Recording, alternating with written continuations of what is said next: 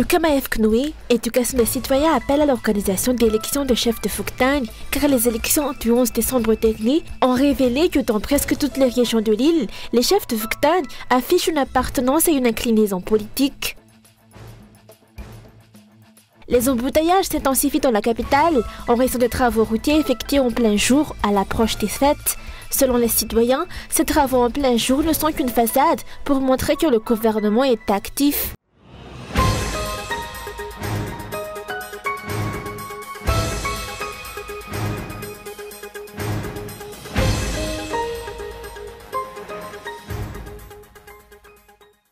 Le KMF CNOE, Éducation des citoyens, appelle à l'organisation d'élections des chefs de Fouktane. Lors de la présentation de son rapport sur les récentes élections municipales, il a déploré que les élections aient perdu leur caractère sacré. Selon l'organisation, les nombreuses ordonnances qui ont augmenté le nombre d'électeurs ont été émises à des fins de calcul politique. Ces élections ont également révélé que dans presque toutes les régions de l'île, les chefs de Fouktane affichent une appartenance et une inclinaison politique et n'accordent plus de crédit à la neutralité. Face à cette situation, le KMF CNOE appelle à une application de la loi.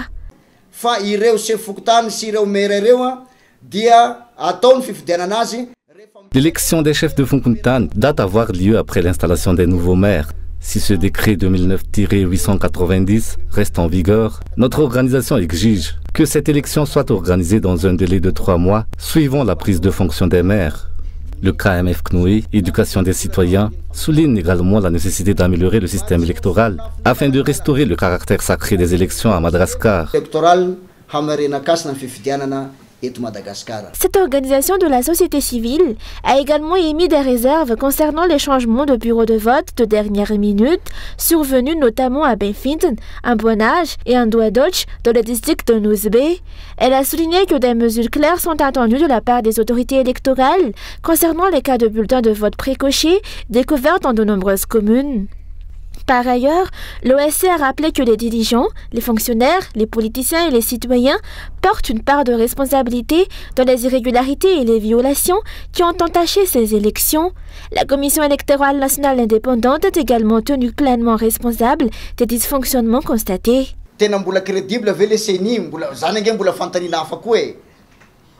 La CENI est-elle encore crédible? Cette question mérite d'être débattue autour d'une table ronde.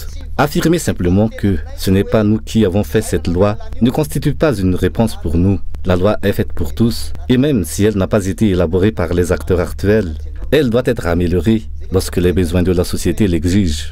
Prenons l'exemple de la loi foncière. Ce n'est pas le régime actuel qui l'a adoptée, mais lorsque des révisions s'imposent, il est essentiel d'agir en conséquence. Pourquoi le code électoral actuel est-il maintenu? Serait-ce parce qu'il permet encore à certains d'en tirer profit? Pendant ce temps, les élections continuent de perdre en crédibilité. La prochaine fois, nous aurons des scrutins avec un taux de participation aussi faible que 20%. Les irrégularités électorales se sont multipliées à Madagascar, devenant de plus en plus fréquentes et délibérées, ce qui compromet la crédibilité des élections dans le pays. Si les acteurs politiques à tous les niveaux, l'État et les institutions ne changent pas d'attitude, a mis en garde le KMF CNOE, les élections à Madagascar ne seront plus des élections que de nom.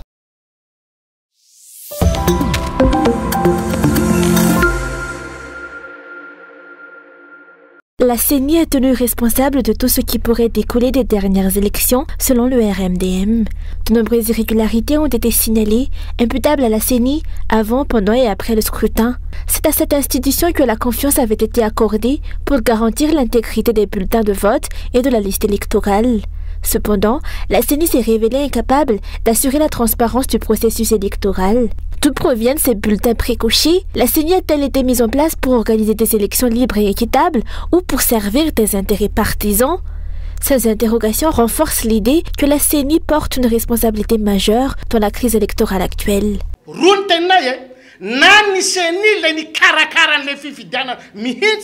Soit la CENI, chargée des élections, reconnaît ces violations de la loi et les résultats qu'elle a publiés ne sont pas pris en compte, soit elle prend des mesures à l'encontre des candidats impliqués dans les fraudes.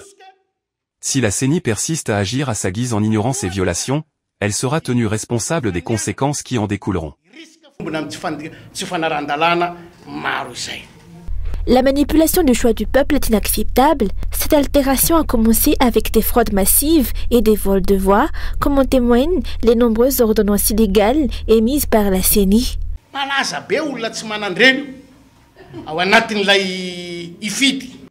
Des personnes sans mère ont été inscrites sur la liste électorale par ordonnance. Mais d'où viennent-elles?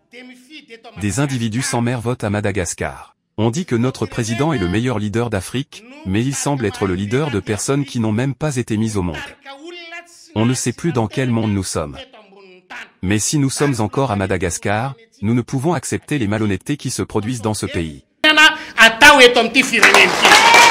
Dans un communiqué, Gaskar Fensou, candidat à la mairie d'Antananarivo, lance un appel aux électeurs, aux observateurs des élections, à tous les candidats et à ceux qui détiennent des preuves concernant les irrégularités des élections d'unir leurs forces, car la capitale mérite d'avoir un maire reconnu de tous. Il est prévu que la CENI publie les résultats provisoires des chefs-lieux de région le 24 décembre prochain.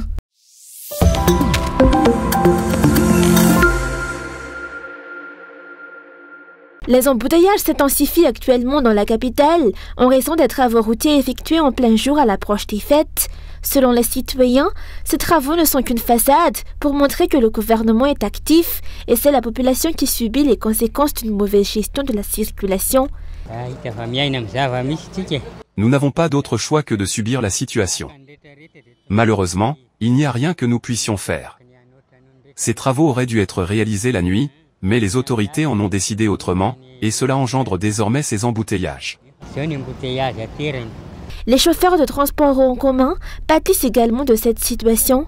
Ils arrivent difficilement à effectuer 2 ou 3 tours par jour à cause des embouteillages causés par les travaux routiers en plein jour. Cette situation nous met en grande difficulté. Nous ne pouvons pas effectuer plusieurs tours, car une grande partie du temps est perdue dans les embouteillages. Ces travaux devraient être réalisés la nuit, car ils perturbent notre activité. Nos recettes sont réduites à cause de cette situation. Les plaintes des usagers de la route concernant la gestion des travaux routiers à Antananarivo et ses environs sont déjà nombreuses. Bien que disposer d'infrastructures routières de qualité soit un droit fondamental, les habitants d'Antananarivo sont contraints de subir une mauvaise gestion de la circulation. On attend donc des autorités compétentes qu'elles prennent des mesures pour améliorer la situation et tenir compte des besoins quotidiens de la population.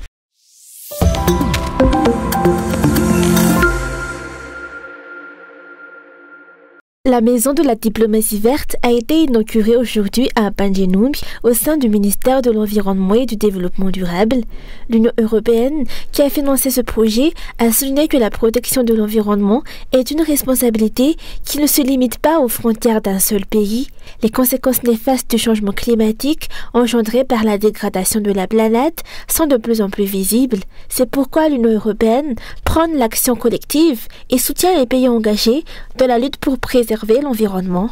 L'engagement doit être individuel au niveau de la subsidiarité de chacun d'entre nous, mais aussi collectif dans un domaine qui est plus essentiel que jamais. Alors moi je me réjouis vraiment de voir que sur ce domaine, en plus d'autres, la politique de l'État malgache et la politique de l'Union européenne sont entièrement convergentes.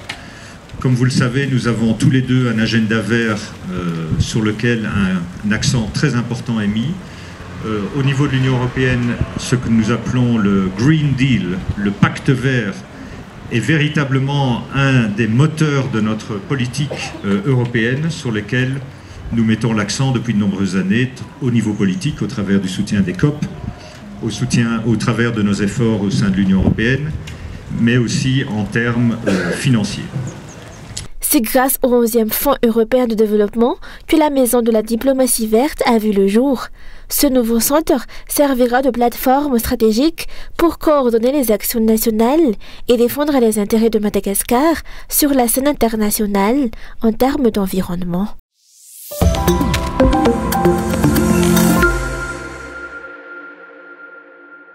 Le développement est entravé tant qu'il existe des groupes de personnes marginalisées dans le pays. selon les organisations internationales de défense des droits de l'homme. C'est dans ce contexte que CBM Global et C4C ont mis en place le projet MIAGE, qui fournit des formations et des équipements permettant aux personnes en situation de handicap d'acquérir plus d'autonomie dans le but de favoriser leur insertion professionnelle. Le handicap ne devrait pas être un obstacle à l'épanouissement personnel, à l'autonomie et à l'emploi. C'est ce que démontre Claudine Raswana-Tenain, malentendante, qui travaille dans le secteur de la transformation d'arachides et aspire à aller plus loin dans son projet.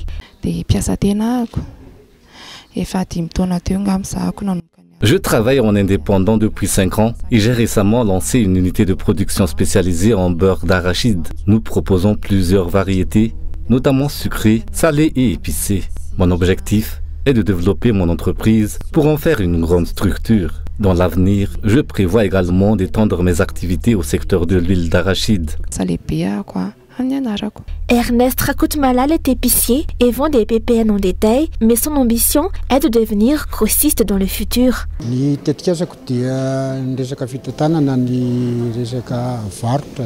Mon projet concerne la vente au détail. Le handicap n'est pas un obstacle. Nous sommes comme tout le monde, car c'est la mentalité qui fait la différence. Nous sommes prêts à affronter la vie et à nous tenir aux côtés de nos semblables. Je ne me contenterai pas d'être épicier. Je deviendrai d'abord un mini-grossiste, puis je serai grossiste. Ces deux individus ont obtenu dans le cadre du projet MIAGE l'équipement nécessaire pour leur ambition après leur formation. D'autres personnes en situation de handicap ont également bénéficié d'équipements et pourront ainsi se lancer par exemple dans l'élevage de poules et de chair, de poules pondeuses et bien d'autres activités. Le projet MIAGE a été conçu pour former des personnes en situation de handicap afin de développer leurs talents et leur permettre de jouir pleinement de leurs droits, notamment celui de subvenir à leurs besoins et de mener une vie digne. La 3e édition du projet MIAGE a débuté cette année et s'étendra sur 3 ans. En plus de la région Analamang, les régions Vakna-Karachi et Atsinanan sont également concernées. L'objectif du projet est de promouvoir l'insertion professionnelle des personnes en situation de handicap.